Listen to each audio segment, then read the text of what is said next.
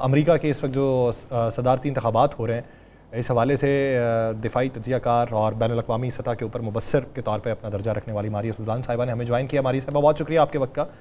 ماریہ صاحبہ کیا سمجھتی ہیں کہ اس وقت جو ووٹنگ کا ارلی ووٹنگ جو ہوئی ہے اس کے جو نتائج منظر عام پہ آئے ہیں، اس کو دیکھتے ہوئے کل کا دن کس حد تک اہمیت کا حامل ہے اور نتائج کس حد تک ہوشبہ ہو سکتے ہیں یا توقعات کے مقابل ہو سکتے ہیں؟ دیکھیں، یہ اچھے خاصے جو ہے مشکل دن ہوگا کل امریکہ کے لیے، کیونکہ مسئلہ یہ نہیں ہے کہ آج کیا نتائج آئے ہیں، مسئلہ یہ ہے کہ کل اگر ووٹر ٹرن آؤٹ ہے اور اگر جتنی کی آپ کو پولیرٹی نظر آ رہی ہے امریکہ کے اندر اس کی بنیاد کے اوپر ہوتا ہے، تو جو نتائج ایک طرف ان کی اسٹیبلشمنٹ توقع کر رہی ہے اور دوسری طرف ٹرمپ کی جو ایڈمنسٹریشن ہے یا جو ٹرمپ کے جو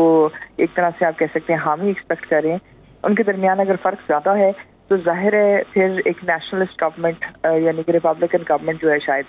منظر عام کے اوپر آتی ہے، اور اگر وہ آتی ہے تو ظاہر ہے اس سے امریکہ کی جتنی بھی خارجہ پالیسی ابھی تک ہے اس سب میں 100% تبدیلی آئے گی۔ تو یہ ایک چھوٹی چیز نہیں ہے، اچھی خاصی مشکل، کل کا دن بڑا مشکل ہوگا امریکہ کے لیے، کیونکہ اگر تو ڈیموکریٹس جو ہیں وہ اس ارلی ووٹنگ کی وجہ سے کہیں جو ہے سبقت لے جاتے ہیں کل کے الیکشنرنگ جو ایکچوئل الیکشن پروسیس ہے، تو پھر ظاہر ہے، اور اس کے بعد اگر ٹرمپ اس کو ایکسیپٹ نہیں کرتے ہیں تو امریکہ کے اندر سول وار کے خدشات میں اضافہ ہو سکتا ہے۔ ڈاکٹر صاحب، کل کے الیکشن میں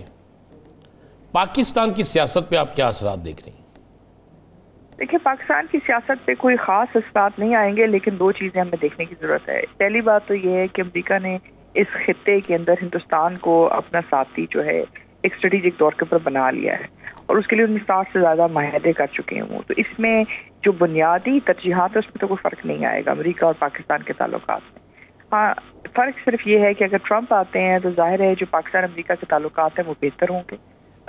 کیونکہ ریپبلکنز کا جو روایتی اسٹانس ہے وہ اسی پہ ہے کہ دو طرفہ تجارت کو فروغ دیا جائے۔ وہ یہ سمجھتے ہیں کہ وہاں جو بھی طاقت ہے،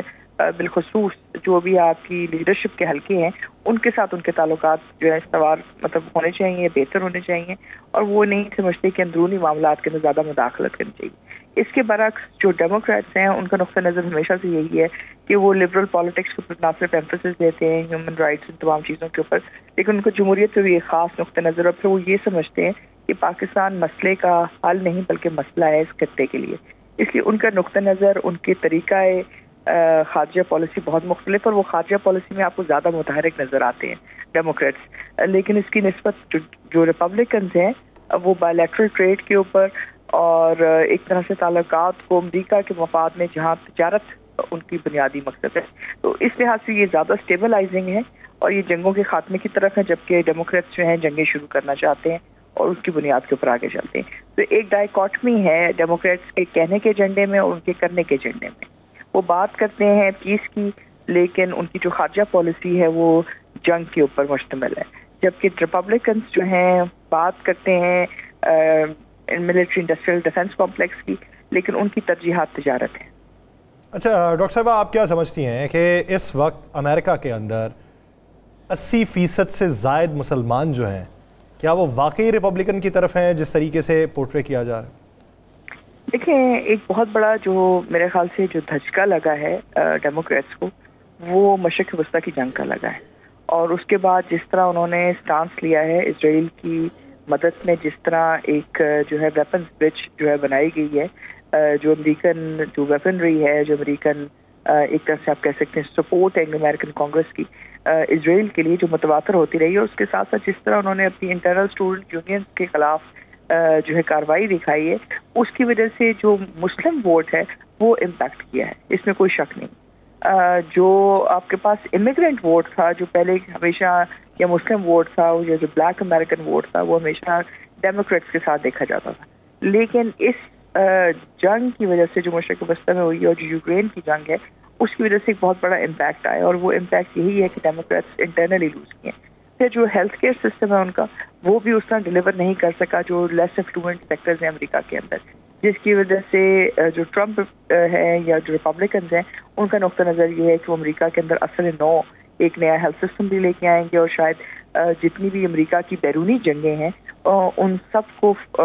سپورٹ کرنے کے بجائے امریکہ کے جو اندرونی معاملات ہیں ان کو بہتر کرنے کی کوشش کریں گے، بہتر جابس کریٹ کریں گے، بہتر ہیلتھ کیئر دیں گے، کلائمیٹ چینج، بارڈر سیکورٹی، اس قسم کے تمام جو معاملات ہیں اس پہ ان کا نقطہ نظر اندرونی طاقت کے اوپر ہے بنسبت کہ امریکہ اپنی خارجہ پالیسی کے ذریعے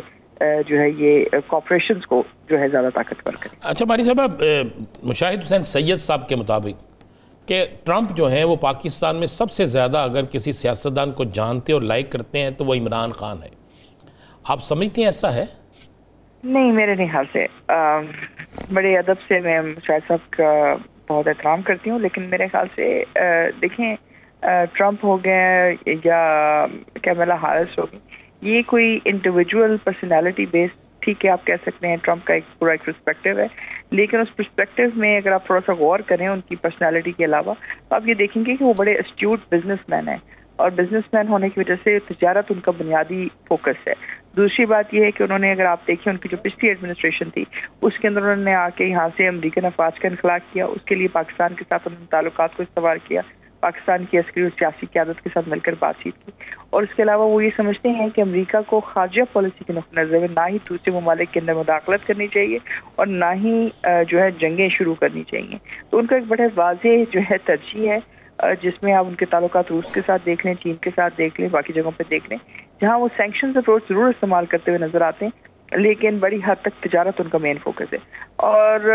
جہاں وہ اچھی بات چیت کرتے ہوئے بھی نظر آتے ہیں، مشکل بات چیت کرتے ہوئے بھی نظر آتے ہیں، لیکن at the end of the day وہ ہارڈ کور بزنس مین ہے اور ہارڈ کور امریکن ہے، اور جہاں امریکن انٹرسٹ آئیں گے وہ امریکن انٹرسٹ کو فوقیت دیں گے۔ اچھا ماریہ صاحبہ، یہ گلوبلزم کی جگہ امریکنزم کو پروموٹ کرنے کا نعرہ کس حد تک ان کے لیے قابل سود ہو سکتا ہے؟ بالکل ہو سکتا ہے، کیونکہ دیکھیں جو گلوبلزم ہے یہ اگر آپ امریکن خارجہ پالیسی کو یا امریکن پالیٹکس کو غور سے دیکھتے ہیں تو آپ کو یہ دیکھنے کی ضرورت ہے کہ ان کی جو بنیاد ہے وہ دو چیزوں کے اوپر ہے۔ پہلی بنیاد تو یہ ہے کہ امریکہ جب تک اپنی ایک طرح سے سبقت رکھے گا بین الاقوامی امور کے اوپر تو امریکہ کے اندر اقتصادی ترقی اور امریکہ جو ہے ترقی کی مدد تیزی سے جو ہے طے کرے گا، یہ ایک بنیاد ہے۔ اس میں جو فرق ہے وہ یہ ہے کہ جو امریکن صدر ہے اس کے پاس جنگیں شروع کرنے کا گلوبلزم کے اوپر ایک ملٹی لیٹرلزم کی طاقت استعمال کرتے ہوئے آپ ان کو دیکھتے رہے ہیں، جس میں ڈیموکریٹس کا بہت زیادہ جو ہے ایک طرح آپ کہہ سکتے ہیں اثر رسوخ ہے، جس کی وجہ سے اگر آپ دیکھیں ڈیموکریٹس کے جتنے بھی زبان آ گیا ہے اس میں انہوں نے مختلف ٹریٹیز کی ہیں، اس میں انہوں نے یورپ کے ساتھ دفاعی معاہدے، مطلب اس طرح کی مختلف قسم کی آپ کو treaties, human rights, liberal democracy کی باتیں نظر آتی ہیں، لیکن اس کی جو کور ہے اس کی کور میں جنگیں ہیں، اس کی کور کے اندر ملٹی نیشنل کارپوریشنز ہیں، ان کی کور کے اندر ملٹری انڈسٹریل ڈیفنس کمپلیکس ہے، یہ تمام چیزیں ہیں جو آپ کو ایک طرح سے کہتے ہیں ہر اول دستے کا کردار ادا کرتے ہیں، جس کا بنیادی مقصد یہی ہے کہ امریکن